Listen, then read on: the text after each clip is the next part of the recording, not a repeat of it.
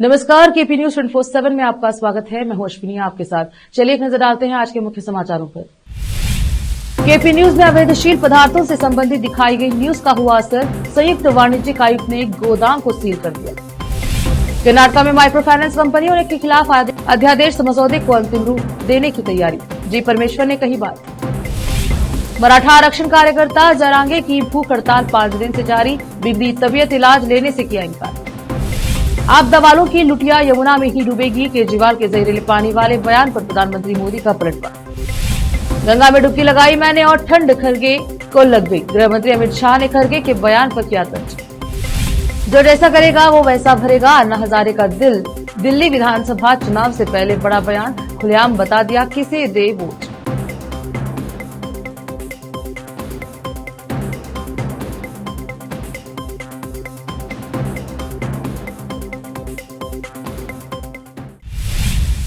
अब समाचार विस्तार से।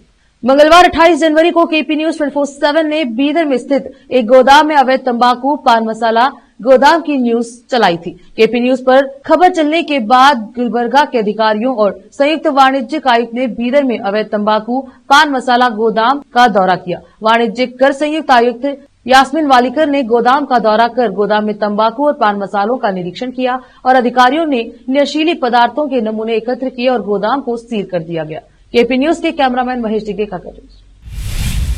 अम्बेडकर युवा सेना बीदर जिला समिति ने मांग की है कि बीदर से औरादबी को जाने वाली सभी बसों को जनवाड़ा और संतपुर में रोका जाए। उपरोक्त मामले के संबंध में अम्बेडकर युवा सेना बीदर जिला समिति ने मंडल नियंत्रण अधिकारी कल्याण कर्नाटक परिवहन निगम लिमिटेड बीदर को एक संबंध में ज्ञापन सौंपा और मांग की गई कि बीदर से औराद भी जाने वाली बसें जनवाड़ा और संतपुर में नहीं रुक रही हैं। इससे जनवाड़ा व संतोरा से औराद जाने वाले यात्रियों, विद्यार्थियों व शिक्षकों को काफी परेशानी हो रही है। अम्बेडकर युवा सेना बीदर जिला समिति यह अनुरोध कर रही है कि बीदर से औराद भी जाने वाली सभी बसों को जनवाड़ा और संतपुर में रोका जाए। यदि जनवाड़ा और संतपुर में बसें नहीं रोकी गई तो विरोध प्रदर्शन किया जाएगा। इस अवसर पर Rajkumar Gunelli, state president Ambedkar Yuva Sena, Nitish Uppe, district president Ambedkar Yuva Sena, Newton Marg district secretary Bhimrao Bhavkatti, president Ambedkar Yuva Sena Aurad taluka, Dilip Metre, vice president Ambedkar Yuva Sena Aurad तालुके के अलावा अन्य लोग आदि उपस्थित है। केपी न्यूज के कैमरामैन महेश डिगे का कवरेज। आत्मीय बंधुगळे, ಇವತ್ತಿನ ದಿವಸ ಅಂಬೇಡ್ಕರ್ ಯುವ ಸೇನೆ ಜಿಲ್ಲಾ ಸಮಿತಿಯಿಂದ ಮನವಿ ಪತ್ರ ಸಲ್ಲಿಸಲಾಗಿದೆ। ವಿಭಾಗೀಯ ನಿಯಂತ್ರಣಾಧಿಕಾರಿಗಳಾದ ಕೆಎಸ್ಆರ್ಟಿಸಿ ಅವರಿಗೆ ಏನದ ಮನವಿ ಪತ್ರವನ್ನು ಸಲ್ಲಿಸಲಾಗಿದೆ। ಬೀದರ್ ಔರಾದ್ ಹೋಗುವ ಬಸ್ಗಳನ್ನು ಜನವಾಡ ಹಾಗೂ ಸಂತೂರ್ ಬಸ್ ಸ್ಟ್ಯಾಂಡ್ನಲ್ಲಿ ನಿಲ್ಲಿಸ್ತಾ ಇಲ್ಲ। ಅದರ ಸಲುವಾಗಿ ಏನದ ಶಿಕ್ಷಕರಿಗೆ ಭಾಳ ತೊಂದರೆ ಆಗ್ತದೆ।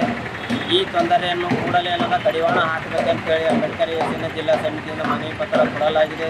ಹಾಗೂ ಬೀದರ್ ಜಿಲ್ಲೆಯಾದಂಥ ಏನು ವಿದ್ಯಾರ್ಥಿನಿಯರಿಗೆ ಏನದ ತೊಂದರೆ ಆಗ್ತದ, ಬಸ್ಸಿನ ಪಾಸ್ ಕೂಡ ಏನದ ಇಲ್ಲಿ ಏನದ ದುಡ್ಡು ಇಲ್ಲತ್ತಿದ್ದಾರ ಅಂಥವು ಏನದ ಕೂಡಲೇ ಏನಂತ ಜಿಲ್ಲಾಧಿಕಾರಿಗಳು ಕಡಿವಾಣ ಹಾಕಬೇಕು।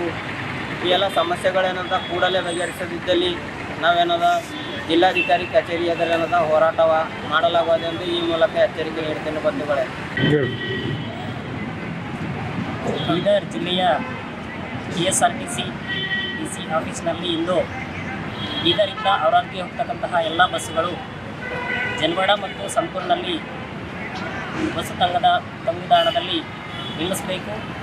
ಏಕೆಂದರೆ ಯಾವ ಬಸ್ಸುಗಳು ಕೂಡ ನಿಲ್ತಾ ಇಲ್ಲ। ಹೀಗಾಗಿ ಎಲ್ಲ ಶಿಕ್ಷಕ ವೃಂದಕ್ಕೆ ಹಾಗೂ ಎಲ್ಲ ವಿದ್ಯಾರ್ಥಿಗಳಿಗೆ, ಸಾರ್ವಜನಿಕರಿಗೆ ತುಂಬ ಸಮಸ್ಯೆ ಆಗ್ತಾಯಿದೆ। ಈ ಒಂದು ಸಮಸ್ಯೆಯನ್ನು ಅತಿ ಶೀಘ್ರದಲ್ಲಿ ಬಗೆಹರಿಸಬೇಕು।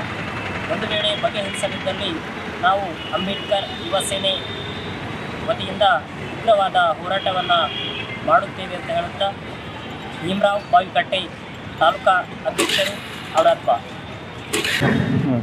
आज तारीख 29/1/2025 के तारीख हम लोग अम्बेडकर युवा सेना के तरफ से KSRTC DC उनको हमने मनवी पत्र दिया है। इसमें लिखा है कि इधर से जाने वाले औरत को बसेस जो भी है वो टाइमिंग पे और जनवाड़ा और संतपुर पे नहीं रुक रहे हैं। कारणार्थ उस समय पे जाने वाले टीचर लोगों ने, स्टूडेंट्स लोगों ने तो बहुत सारा तकलीफ हो रहा है।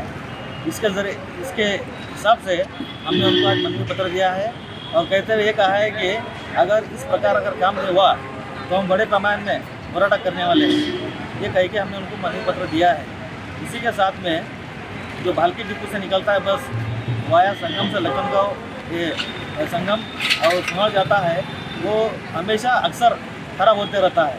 इसके बारे में हमने उनको कहा है और उन्होंने इसके बारे में इमीडिएटली हमको बताया है कि हम एक्शन लेंगे भी कहे हैं उन्होंने, और उन्हें हमको आश्वासन दिए थे। न्यूटन करकरे, अम्बेडकर युवा सेना, जिला कार्य। बसों कल्याण शहर के क्षेत्रीय परिवहन कार्यालय में ड्यूटी पर तैनात एक आरटीओ इंस्पेक्टर की दिल का दौरा पड़ने से मौत हो गई।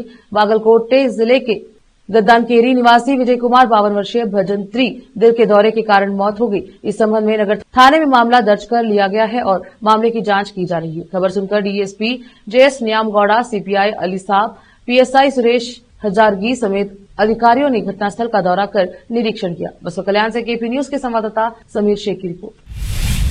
कर्नाटक में माइक्रो फाइनेंस से कर्जदारों के हितों की रक्षा के लिए एक अध्यादेश के मसौदे पर बुधवार को बैठक होने वाली है। इस बात की जानकारी कर्नाटक के गृह मंत्री जी परमेश्वर ने दी है। उन्होंने बताया कि बैठक के बाद मसौदे को गुरुवार को कैबिनेट की बैठक में पेश किया जाएगा और फिर इसे राज्यपाल थावरचंद गहलोत को भेजा जाएगा। राज्य गृह मंत्री ने कहा है कि बैठक में कानून और संसदीय कार्य मंत्री एच के पाटिल, राजस्व मंत्री कृष्णा बैरेगौड़ा और वे खुद शामिल होंगे। इस बैठक में वे मसौदे पर चर्चा करेंगे और उसे अंतिम रूप देंगे। सभी जिलों के उपायुक्तों और पुलिस अधीक्षकों को माइक्रो फाइनेंस कंपनियों के खतरों को नियंत्रित करने के लिए निर्देश दिए गए हैं। परमेश्वर ने कहा कि उनमें मसौदा अध्यादेश में उपयुक्तों को अधिक से अधिक अधिकार देने की बात की गई है और एक विशेष विंग बनाने की सिफारिश की गई है। साथ ही कर्जदारों के लिए एक हेल्पलाइन नंबर भी उपलब्ध कराया जाएगा। कर्नाटक के गृह मंत्री परमेश्वर ने बताया कि अगर आज मसौदा तैयार हो जाता है तो उसे अगले दिन यानी गुरुवार को कैबिनेट में पेश किया जाएगा। इसके बाद यह जल्द ही लागू हो सकता है।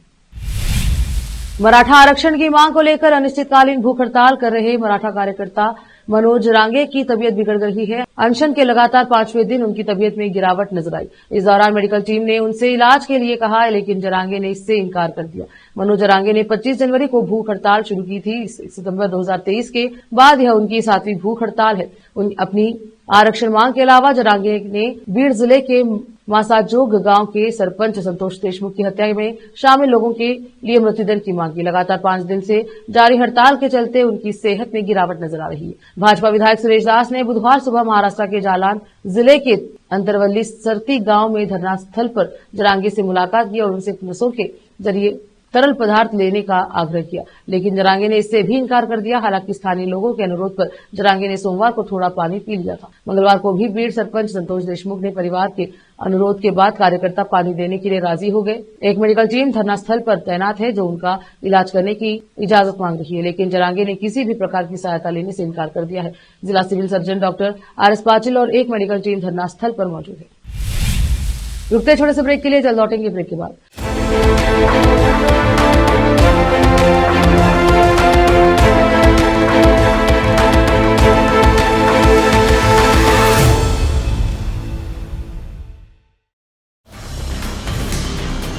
हिंदुस्तान के हर कोने में हम हैं मौजूद। 24 घंटे हालात पर गहरी नजर, खबरों से जुड़े चुपते सवालात और आपको दिखाता है धार्मिक, सामाजिक, राजनीतिक, लोकल और इंटरनेशनल न्यूज की सबसे बेहतर कवरेज जो आपको रखती है हर पल बाखबर। देश और दुनिया भर की खबर के लिए देखते रहें KP news 24/7। Noor education trust Bidar की ओर से चलाए जाने वाला Noor MEd and BEd college Bidar, recognised by NCTE Delhi and affiliated to Bidar University, Bidar. Admission are open for the academic year 2023-24. विशेषज्ञ और सक्षम शिक्षकों द्वारा शिक्षा प्राप्त करने के लिए नूर एमएड एंड बीएड कॉलेज में दाखिला लें और शांत वातावरण में शिक्षा प्राप्त करें। बीदर शहर में बेहतर शिक्षा का एकमात्र केंद्र Noor MEd and BEd college, Shahpur gate, Bidar. Phone numbers 9945283920, 8482221297।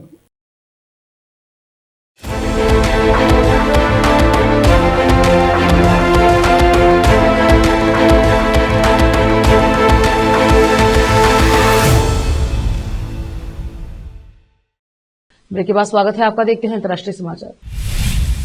आपके राष्ट्रीय संयोजक अरविंद केजरीवाल ने हरियाणा सरकार पर यमुना के पानी को जहरीले करने का आरोप लगाया था। आज दिल्ली की एक चुनावी रैली में जहरीली पानी के मुद्दे पर पीएम ने आप पर जोरदार पलटवार किया। पीएम मोदी ने आप पर निशाना साधते हुए कहा कि आपदा वालों की लुटिया यमुना में ही डूबेगी। आपदा वालों का कहना है कि हरियाणा के लोग दिल्ली भेजे जाने वाले पानी में जहर मिला देते हैं। यह सिर्फ हरियाणा का ही नहीं बल्कि सभी भारतीयों का अपमान है। हमारा देश ऐसा है जहां पीने का पानी उपलब्ध कराना एक अच्छा काम माना जाता है। हारने का इतना डर है कि वे कुछ भी बोल रहे हैं। मुझे यकीन है कि दिल्ली ऐसी बातें करने वाले को सबक सिखाएगी। जनसभा को संबोधित करते हुए पीएम मोदी ने कहा, यहाँ का नजारा दिल्ली के मूड को दर्शा रहा है। यह दिल्ली के लोगों को जनादेश को दर्शाता है। कह रही है कि अब आपदा के बहाने नहीं चलेंगे, आपदा के झूठे वादे नहीं चलेंगे। दिल्ली कह रही है कि अब आपदा की लूट और झूठ नहीं चलेगा।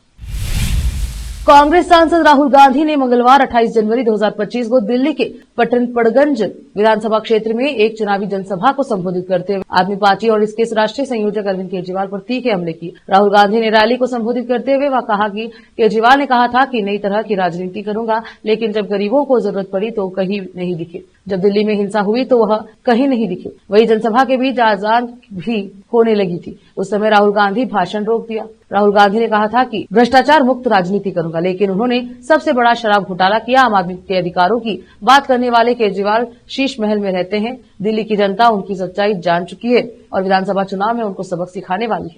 कांग्रेस नेता ने कहा कि पटपड़गंज विधानसभा से पहले मनीष सिसोदिया आपके उम्मीदवार थे, जो शराब घोटाले के आर्किटेक्ट थे। राहुल गांधी ने लोगों से कांग्रेस प्रत्याशी अनिल चौधरी को पटपड़गंज से जिताने की अपील की। प्रयागराज में मौनी अमावस्या के अवसर पर महाकुंभ मेले के दौरान हुए एक बड़े हादसे में 17 लोगों की मारे जाने की खबर है। वहीं कई श्रद्धालु घायल हो गए हैं। इस दुर्घटना में पूरे देश को शोक में डुबा दिया है। इस घटनाक्रम के बाद प्रियंका गांधी वाड्रा ने अपने सोशल मीडिया प्लेटफॉर्म पर पोस्ट करके अपनी संवेदनाएं व्यक्त की। प्रियंका गांधी ने लिखा, ईश्वर दिवंगत आत्माओं को शांति प्रदान करे। शोक संतप्त परिवारों के प्रति मेरी गहरी संवेदनाएं। घायलों के शीघ्र स्वस्थ होने की कामना करती हूँ। प्रियंका गांधी ने अपने संदेश में न केवल मृतकों के परिवारों के प्रति संवेदना व्यक्त की है, बल्कि घायलों के शीघ्र स्वस्थ होने की भी कामना की। प्रियंका गांधी ने इस दुखद घटना के बाद सरकार से तत्काल कदम उठाने की अपील की। उन्होंने कहा कि सरकार को घायलों का समुचित इलाज सुनिश्चित करना चाहिए ताकि उन्हें सही समय पर मेडिकल ट्रीटमेंट मिल सके।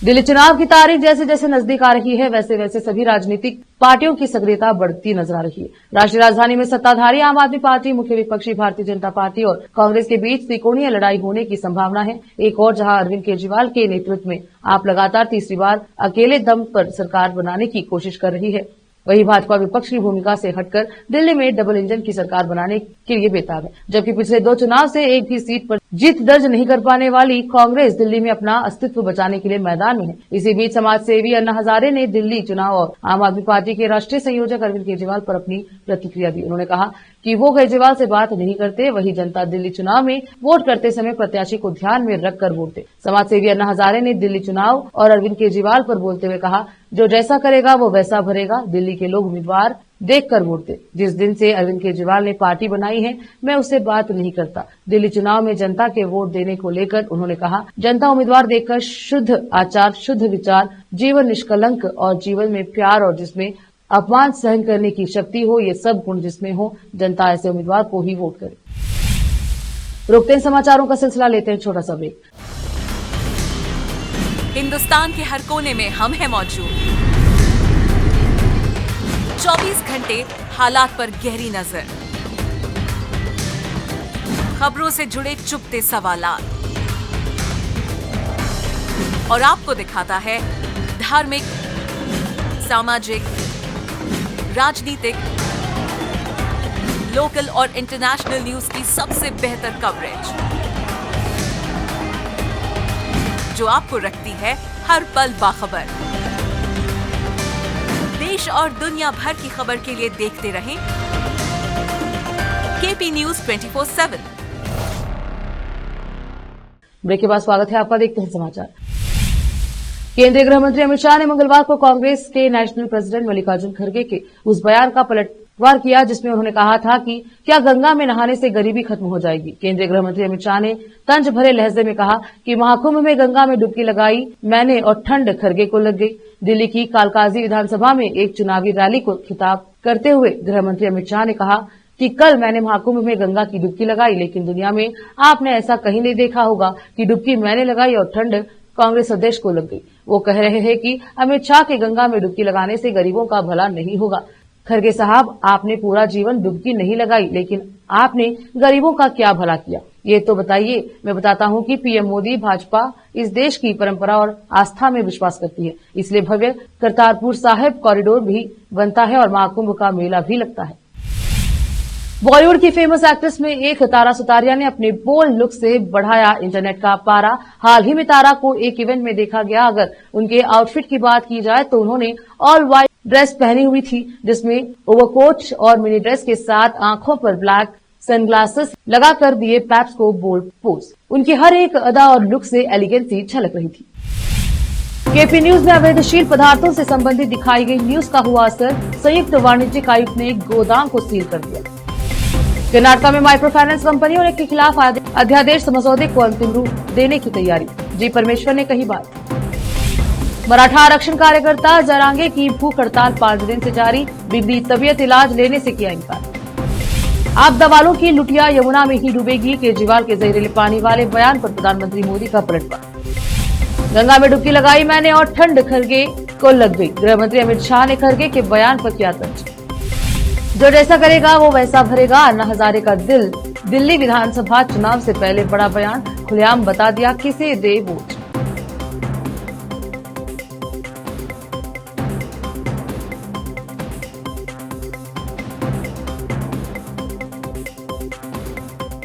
केपी न्यूज के बुलेटिन में अब तक के लिए इतना ही। देश प्रदेश के समाचारों के लिए देखते रहे केपी न्यूज 24/7। अधिक जानकारी के लिए लाइक, शेयर, सब्सक्राइब करना ना भूलें। धन्यवाद।